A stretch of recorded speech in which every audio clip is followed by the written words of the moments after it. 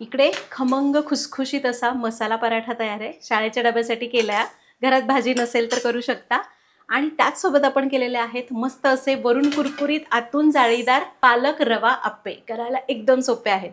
शाळेच्या डब्याच्या वेगवेगळ्या रेसिपीज मी शेअर करते. ही सिरीज जर तुम्हाला आवडत असेल तर पटकन व्हिडिओला लाईक करा आणि कमेंट्समध्ये शाळेचा डबा असेल लिहा. नमस्कार, सरिताच्या स्वयंपाकघरात म्हणजेच आपल्या सरिताज होम किचनच्या शाळेच्या डब्याच्या 9व्या एपिसोडमध्ये आपण करणार आहोत पालकाचा एक मस्त पदार्थ. आज आपण मस्त हिरवेगार पालक आणि रव्याचे कुरकुरीत आप्पे करतोय आणि त्याच्यासोबत झटकीपट होणारा मसाला पराठा. चला करूया. तर पहिल्यांदा आपण पालकाच्या आप्प्याचं मिश्रण करून घेऊ आणि मग मसाले पराठे करू. मसाले पराठे जर तयार कणिक असेल, घरात मसाले असतील ना, मस्त खुसखुशीत पराठा अगदी पटकन तयार होतो. हा जरा वेळखाऊ आहे म्हणून आज मी मसाला पराठा करणार आहे, म्हणजे दोन्ही डबे वेळेत होतील. चला आधी पहिल्यांदा आपल्याला प्युरी करायची आहे पालकाची. त्यासाठी पालक ब्लांच करूया. पाणी उकळलंय, त्यामध्ये आपण ही पालकाची पानं घालूया.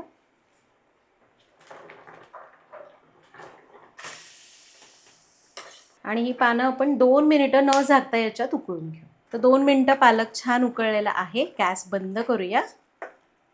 आणि इकडे मी गार पाणी ठेवलंय, त्यामध्ये याला घालून घेऊ.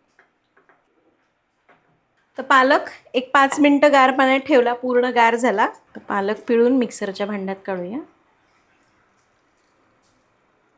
यासोबतच घालू थोडीशी कोथिंबीर, साधारण पाववाटी, इंचभर आलं आणि 2-3 हिरव्या मिरच्या. याला बारीक करूया. आणि हे घ्या, आपली मस्त पालकाची पेस्ट तयार झाली आहे. आता एका भांड्यामध्ये घेऊया बारीक रवा 1 कप. त्यामध्ये घालूया 2 चमचे तांदळाचं पीठ, अर्धी वाटी दही. दही थोडं आंबट घेतलं तर चालेल. आणि तयार केलेली पालकाची पेस्ट. चवीपुरतं मीठ घालायचं आणि याला मिक्स करूया.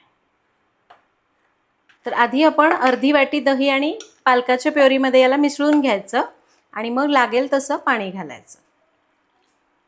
थोडं थोडं पाणी घालू, गुठळ्या मोडत मोडत याला मिक्स करून घेऊया. लक्षात घ्या, तुम्हाला जर दही घालायचं नाही आहे तर तुम्ही त्याच्याऐवजी लिंबाचा रस घालू शकता. आपण लिंबू रस घालणार आहोत, पण थोडासा जास्त घातला तर चालेल. हे बघा, आपण याला मिक्स करून घेतलेलं आहे. अशी कन्सिस्टन्सी ठेवली आहे. त्याच्यावर झाकून याला 10 मिनिटं भिजून देऊ. तर जोवर आपला रवा भिजतोय तोपर्यंत आपण मसाला पराठा करूया. तर पहिल्यांदा मसाला करू. एका भांड्यात घेऊया 2 चमचे धणेपूड, 1 चमचा बडीशेपची पूड, 1 चमचा मिरची पावडर, अर्धा चमचा आमचूर पावडर, 2 चमचे कसुरी मेथी, 2 ते 3 चमचे कोथिंबीर आणि मीठ. याला मिक्स करूया. आणि आपला मसाला तयार आहे. आता इथे माझ्याकडे ऑलरेडी भिजवलेली कणिक आहे, ती कणिक मी वापरणार आहे. आपण याचे उंडे काढून घेऊ. आपण याची चपाती लाटून घेऊया. तर हे बघा, आपली नेहमीच लाटतो तशी पातळ चपाती लाटली. याला थोडंसं तूप लावूया. यावर हा मसाला टाकायचा. याला आपण कापून घेऊ. कापत असताना कडेने आपल्याला थोडंसं जागा सोडून मधून कापून घ्यायचं. आणि आता याला असं अलगद एकत्र गोळा करून घ्यायचं.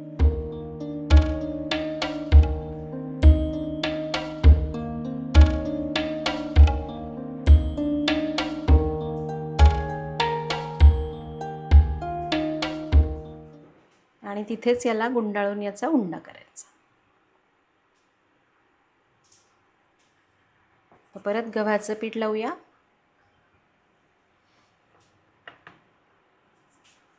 आणि याला लाटून घेऊ. आणि हे घ्या, पराठा लाटून झालाय. मसाले छान त्याच्या आतमध्ये जाऊन बसलेले आहेत. अगदी तुम्हाला इतकं सगळं करायचं नाही. सरळ थोडासा मसाला त्या पोळीला लावायचा, त्याला गुंडाळून घ्यायचं आणि लाटून घ्यायचं. फक्त मग तो आत्ता करतो ना तेवढा खुसखुशीत होणार नाही. आणि किती सोपं आहे, जेव्हा घरात भाजी नाही आहे, काहीतरी चटपटीत द्यायचं आहे, तर हा मसाला करून तुम्ही लगेच करू शकता. फक्त तिखटाचं प्रमाण मुलांच्या आवडीप्रमाणे कमी जास्त करा. तर असेच मी 2 पराठे करून घेते. मग आपण आप्पे आणि आपले पराठे एकत्रच गॅसवर भाजून घेऊया. 2 पराठे करून घेतले. तोपर्यंत आपलं आप्याचं पीठ भिजलं असेल बघू. आणि हे बघा, पीठ आपलं चांगलं भिजलेलं आहे. मगाशीपेक्षा हे थोडंसं घट्ट झालं आहे आणि असंच आपल्याला हवं आहे. आता यामध्ये घालूया बारीक चिरलेला कांदा 1, थोडंसं चिरलेलं गाजर, थोडी कोथिंबीर. याला मिक्स करूया. आता यावर आपण घालूया 1 इनोचं पॅकेट किंवा तुम्ही अर्धा चमचा खाण्याचा सोडा घालू शकता. त्याच्यावर घालू अर्ध्या लिंबाचा रस. याला मिक्स करूया. हे बघा, याला आपण चांगलं मिक्स करून घेतलंय. पीठ बघा आता छान हलकं झालंय, हलकं हलकं दिसतंय एकदम. याचे आप्पे करून घेऊ. तर आप्पे पात्र गरम करून घेऊया. त्यामध्ये घालू थोडं थोडं तेल. तेल गरम झालं की प्रत्येक साच्यामध्ये आपल्याला थोडी थोडी मोहरी घालायची. मोहरी तडतडायला लागली. आता घालूया थोडेसे तीळ. आता गॅस कमी करूया आणि यामध्ये हे मिश्रण घालू. तर आप्पे याच्यात घातले. यावर झाकण ठेवायचं आणि याला मंद आचेवर साधारण 1 मिनिटभरासाठी असंच ठेवून द्यायचं. तर साधारण 1 मिनिटभर याला आपण भाजून घेतलं. वरून थोडंसं तेल घालूया आणि यांना उलटून घेऊ.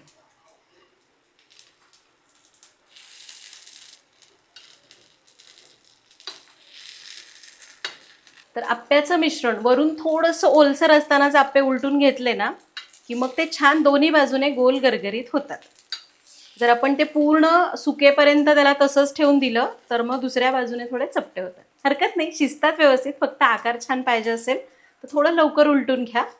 आता दुसरी बाजूसुद्धा आपण थोडंसं तेल सोडूया आणि न झाकता साधारण 1 ते 1.5 मिनिटासाठी मंद आचेवर भाजून घेऊया. आता परत एकदा यांना उलटून घेऊ. हे बघा छान झालेत ना आता. तर दुसरी बाजूसुद्धा मस्त भाजली आहे बघा. हे बघा छान खरपूस झाली आहे ना. वा. आता बऱ्याचदा रव्याचे आप्पे जेव्हा करतो ना खास करून, तेव्हा ते ना असे मऊ मऊ पडतात, एकदम असे चिकचिकेट वाटतात. तर तसं होऊ नये म्हणून काय करायचं, छान क्रिस्पी होण्यासाठी काय करायचं, आप्पे भाजून घ्यायचे मंद आचेवर, म्हणजे ते आतमध्ये ते शिजले जातात.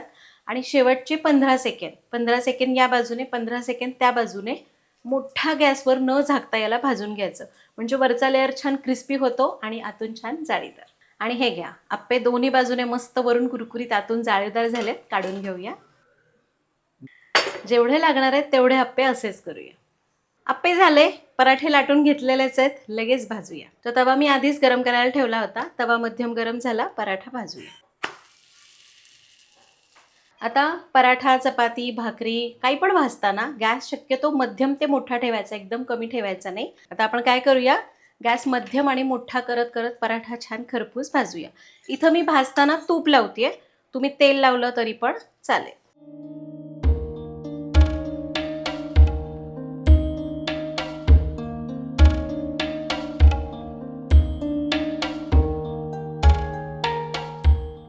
आणि हे घ्या, पराठा मस्त खरपूस भाजून झालेला आहे. काढून घेऊया. बाकीचे पराठे असेच भाजून घेऊ. तर अशा प्रकारे आज आपण इथं मोठ्या डब्यासाठी पोटभरीचा मसाला पराठा केला. घरात भाजीला काही नसेल तर तुम्ही हा करू शकता. आणि छोट्या डब्यासाठी आपण केले मस्त हिरवेगार, वरून कुरकुरीत, आतून जाळेदार पालक रवा आप्पे. करायला एकदम सोपे आहेत दोन्हीही पदार्थ. आप्प्यांमध्ये काही वेगळं ट्राय करायचं असेल तर तुम्ही हे करू शकता. इथं मी ज्या भाज्या वापरल्या त्याच्याऐवजी तुम्ही मोड आलेले मूग वापरा, थोडेसे मटार ठेचून वापरा. जसं तुम्हाला पाहिजे तसं बदल करता येतात. तर जर ही शाळेच्या डब्याची सिरीज तुम्हाला आवडत असेल, अशीच कंटिन्यू ठेवायची असेल, शाळेच्या डब्यासाठी वेगवेगळ्या आयडियाज हव्या असतील तर चॅनलला सबस्क्राईब करा आणि व्हिडिओला लाईक करा. म्हणजे मला समजेल की तुम्हाला पण हे खूप आवडते आणि आपण असंच कंटिन्यू करूया. भेटूया पुढच्या भागात. Happy cooking.